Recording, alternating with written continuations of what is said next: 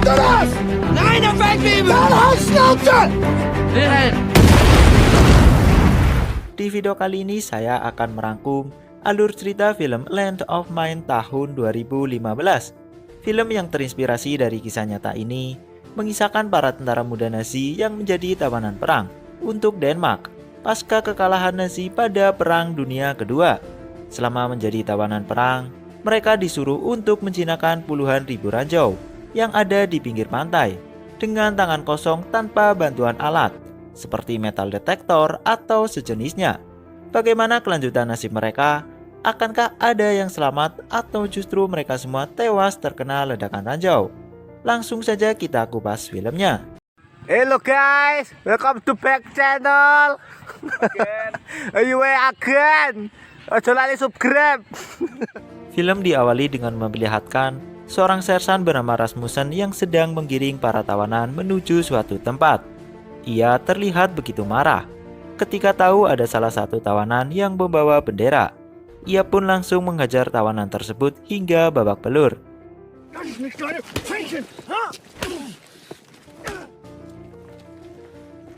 Setelah puas menghajar tawanan, ia menuju ke sebuah pantai yang dipenuhi ranjau. Ia pun mulai menandai tempat-tempat yang terdapat ranjau, dan film pun dimulai. Di kamp tawanan, terlihat seorang kapten bernama E.B. Jensen sedang memberikan arahan kepada para tawanan yang rata-rata masih sangat belia. Ia memberitahu bahwa para tawanan akan ditugaskan untuk membersihkan ranjau di pantai barat Denmark. Ia juga menegaskan bahwa tidak akan ada belas kasihan dan tidak akan peduli dengan kondisi para tawanan. Dari sini kita sudah mulai merasakan hawa-hawa kekejaman di kamp tersebut. Tidak lama, ia memberikan pelatihan menjinakkan ranjau ke para tawanan. Sie sind tot. Ich kann Sie nicht verstehen. Setelah cukup mendapat pelatihan, para tawanan diminta untuk mempraktekannya dengan menggunakan ranjau sungguhan. Awalnya semua berjalan lancar, para tawanan berhasil mempraktekannya. Namun saat tawanan terakhir mencoba mempraktekannya, tiba-tiba tawanan tersebut tewas seketika akibat terkena ledakan ranjau. Setelah insiden tersebut, mereka dipertemukan dengan Sersan Rasmussen yang akan memimpin sekaligus mengawasi mereka. Mereka pun berkenalan satu persatu dengan Sersan, mulai dari Sebastian, kemudian si kembar Werner dan Lesnar, Ludwig, Helmut, dan yang lainnya. Tidak lama kemudian, mereka semua menuju ke pantai. Di sana mereka diberitahu tempat-tempat mana saja yang terdapat ranjau. Sersan Rasmussen juga mengatakan bahwa ada 45.000 ranjau di pantai tersebut dan mereka harus membersihkan semuanya. Mereka dijanjikan boleh pulang ke Jerman jika semua ranjau telah selesai dibersihkan. Sersan Rasmussen juga menegaskan bahwa jika ada salah satu di antara mereka yang mencoba kabur, maka akan ditembak mati. Dengan perasaan takut dan penuh was-was, para tawanan mulai melakukan pekerjaannya. Di bawah terik matahari yang sangat menyengat, mereka semua bekerja dengan sangat hati-hati karena kesalahan sekecil apapun akan membuat ranjau meledak dan menewaskan mereka. Sore hari pun tiba. Mereka semua disuruh untuk tidur oleh Sersan Rasmussen. Nampaknya semua kegiatan mulai dari bangun sampai tidur semuanya diatur oleh Sersan Rasmussen. Keesokan harinya, mereka semua kembali melakukan pekerjaan rutinnya, yaitu menjinakkan ranjau, pekerjaan yang sangat berbahaya.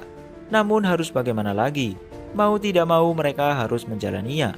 Keinginan untuk pulang ke rumah dan bertemu ibu serta ayah menjadi satu-satunya penyemangat mereka. Ludwig yang sudah sangat lapar karena 2 hari mereka tidak diberi makan meminta Sebastian yang merupakan tawanan paling berani untuk membujuk Sersan Rasmussen. Di sela-sela istirahat, Sebastian mencoba untuk membujuk Sersan agar memberikan makanan. Tapi Sersan Rasmussen tidak peduli dengan hal itu.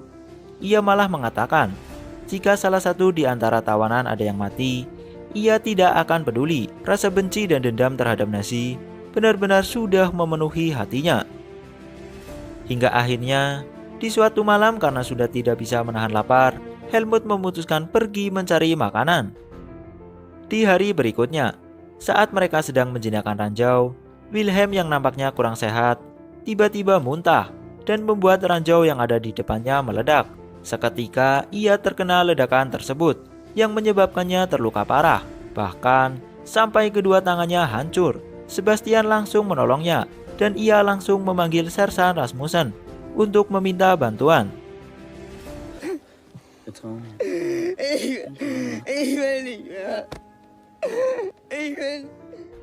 Singkatnya, Wilhelm pun dibawa menuju rumah sakit.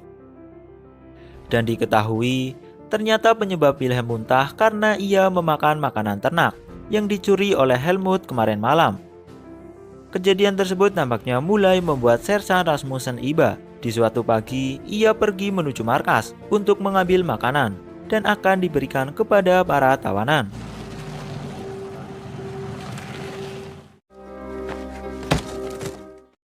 Para tawanan yang melihat sudah ada makanan di depan pintu agak sedikit kaget, sekaligus senang. Mereka kemudian membagi makanan tersebut dengan adil. Semua tawanan makan dengan lahap dan tampak sangat menikmatinya. Setelah selesai sarapan, mereka semua kembali harus menjinakkan ranjau. Hampir 1 minggu lewat mereka menjinakkan ranjau, dan tak terasa kini sudah cukup banyak ranjau yang berhasil mereka jinakan. Sore hari pun tiba, dan Sersan Rasmussen seperti biasanya menyuruh para tawanan untuk tidur. Dan saat menjelang subuh, terlihat sekelompok tentara Denmark sedang mempermainkan para tawanan. Ludwig salah satunya yang dipermainkan. Ia dikencingi oleh tentara Denmark. Sersan Rasmussen yang mendengar suara berisik dari luar terbangun dari tidurnya. Ia langsung bergegas menuju sumber suara. Ia begitu kaget ketika melihat Kapten Abby Jensen sedang mempermainkan para tawanan. Ia pun meminta Kapten Abby untuk berhenti karena ia membutuhkan para tawanan tersebut untuk menjinakkan ranjau. Sempat terjadi perdebatan kecil di antara mereka.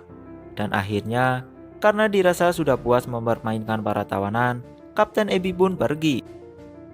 Saat Sebastian sedang menjinakkan ranjau, ia menemukan bahwa ranjau tersebut ada 2 pemicu yang terhubung ke ranjau lainnya. Ia pun memberitahukan ke Werner bahwa ada 2 pemicu yang terpasang di ranjau tersebut. Namun, Werner tidak mendengar karena memang jarak di antara mereka cukup jauh. Dan alhasil, saat Werner mengambil ranjau, terjadilah ledakan. Werner pun tewas seketika dan tubuhnya hancur berkeping-keping tanpa sisa. Lesnar yang merupakan kembarannya benar-benar syok melihat itu.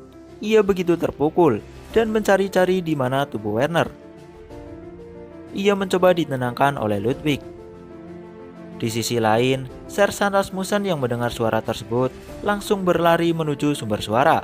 Ia juga begitu syok ketika tahu Werner terkena ledakan ranjau. Lesnar pun dibawa ke penginapan. Ia disuruh istirahat oleh Sersan Rasmussen. Sersan Rasmussen mencoba menenangkan Lesnar yang tampak masih belum percaya bahwa saudara kembarnya telah tewas. Sersan yang awalnya sangat keras dan kejam tidak dapat menahan air matanya. Ia mulai mengalami konflik batin. Di satu sisi, ia tahu bahwa para tawanan tersebut berasal dari Jerman yang telah menjajah tanah airnya. Namun, di sisi lain ia juga merasa kasihan karena tidak seharusnya para tawanan remaja tersebut menderita dan menjadi korban perang. Ia semakin galau ketika tahu bahwa Wilhelm yang dirawat di rumah sakit akibat terkena ledakan ranjau akhirnya mati. Ia pun mengobrol dengan Sebastian perihal si Wilhelm. Ia mengatakan bahwa si Wilhelm sudah tenang di sana dan akan pulang ke rumah lebih awal. Sebastian yang mendengar hal itu hanya terdiam. Tatapan matanya kosong, seakan menggambarkan keadaannya yang begitu tertekan dan tidak memiliki harapan. Setelah insiden kemarin, Sersan Rasmussen meliburkan para tawanan. Mereka diajak bermain bola dan bersenang-senang untuk melupakan insiden kemarin yang menyeramkan. Mereka semua pun bermain sepak bola dan tampak begitu senang.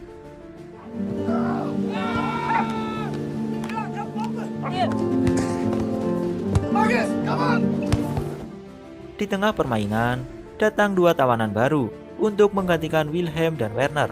yang telah tewas. Mereka bernama Joseph dan Albert. Di sisi lain, Lesnar nampak masih sangat terpukul. Ia memilih menyendiri dan tidak ikut bersenang-senang.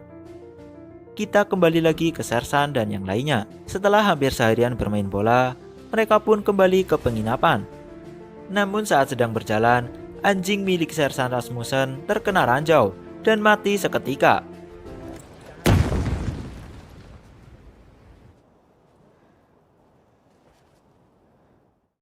Ia pun marah dan menyalahkan Ludwig karena di tempat anjingnya terkena ranjau adalah blok atau bagian yang menjadi tanggung jawab Ludwig. Ia menyuruh Ludwig untuk mengambil bola yang dilemparkannya dengan menggunakan mulut. Bukan hanya sekali, tapi sampai berkali-kali. Bahkan ia meminta Ludwig untuk bertingkah laku seperti anjing. Lauter. Wurf! Bellen! Wurf! Lauter! Benar-benar perlakuan yang tidak manusiawi. Ia juga memarahi tawanan lainnya, karena tempat yang mereka bilang sudah aman dan bersih dari ranjau, ternyata masih terdapat ranjau. Dan sebagai hukumannya, mereka diminta untuk memeriksa seluruh area pantai secara bersama-sama dan saling bergandengan. Namun, Helmut yang sudah sangat putus asa menyuruh Sersan Rasmussen untuk menembaki ia dan yang lainnya agar ia dan yang lainnya tidak menderita secara terus-menerus. Tentu hal itu membuat emosi Sersan Rasmussen meledak.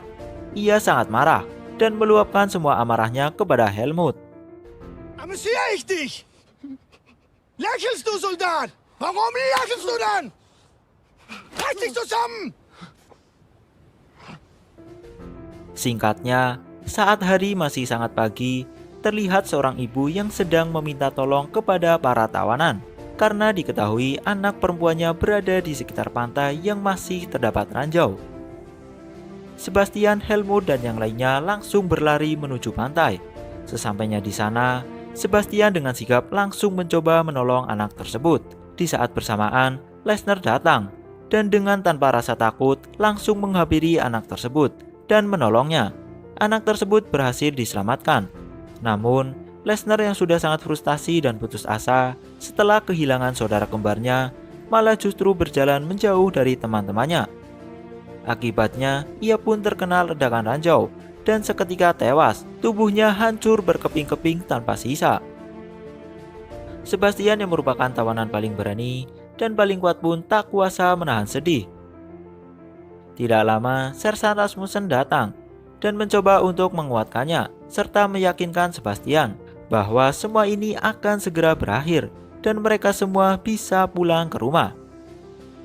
Tidak terasa hampir 3 bulan waktu berjalan. Mereka sudah hampir menyelesaikan tugasnya. Sudah banyak ranjau yang berhasil mereka jinakan. Terlihat Joseph, Albert, dan yang lainnya sedang memindahkan ranjau tersebut ke sebuah mobil. Namun tiba-tiba terjadi ledakan yang begitu besar. Ledakan tersebut sampai terdengar ke Sersan Rasmussen, Sebastian, Ludwig, dan Helmut yang sedang ada di pantai. Mereka pun langsung berlari menuju ledakan tersebut. Dan betapa terpukulnya mereka ketika tahu bahwa semuanya telah tewas dan tidak menyisakan apapun.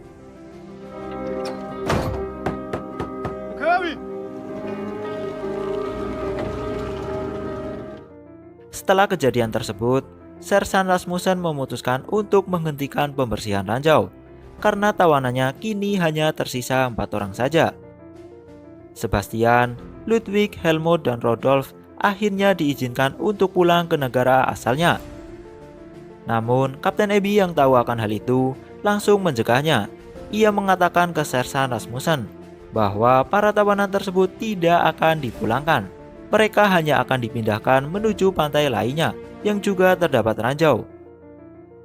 Mendengar hal itu, Sersan Rasmussen memohon kepada Kapten Ebi untuk memulangkan saja mereka. Namun, Kapten Ebi menolak dan tetap kekeh dengan pendiriannya. Ordren er gennemført. Kini, Sebastian, Ludwig, Helmut, dan Rodolf harus menghadapi kenyataan pahit lainnya. Harapan mereka untuk bisa pulang ke rumah pun sepertinya sirna. Terlihat wajah keputusasaan menghiasi mereka. Di sisi lain, Setelah tidak digubris oleh Kapten Abby, Sersan Rasmussen meminta bantuan orang dalam untuk membebaskan 4 tawanannya. Dan singkat cerita, saat para tawanan sedang diberitahu detail lokasi pantai yang akan mereka bersihkan, tiba-tiba Sebastian, Ludwig, Helmut, dan Rodolf dipanggil. Mereka disuruh untuk naik mobil.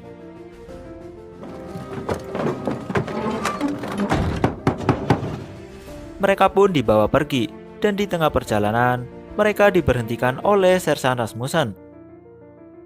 Dan tidak lama, Sersan memerintahkan mereka untuk pergi menuju perbatasan Jerman, yang jaraknya dari tempat mereka sekarang hanya 500 meter saja. Akhirnya, mereka pun bebas dan bisa pulang ke rumah berkat bantuan Sersan Rasmussen dan orang dalam. Dan film pun rampung.